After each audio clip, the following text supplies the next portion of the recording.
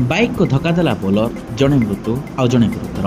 बलांगीर जिला बेलपड़ा स्थित गिरी गोवर्धन मंदिर निकट में सर्गीगुड़ा छक निकट में आज अपराह 4टा बेले बाइक को धक्का दे बोलर फेरार मारी फल जनकर मृत्यु होता बेले अन्य जड़े गुरुतर आहत होती।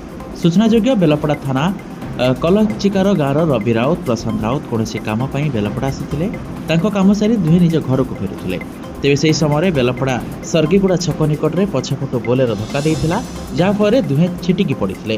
अन्यपटे दुर्घटना घटाई बोलर धुमाभटा रास्तार अभिमुखे फेरार मारी। तेज स्थानीय लोके युवक द्वय को घटनास्थल उद्धार कर स्थानीय गोष्ठी स्वास्थ्य केन्द्र को नहीं।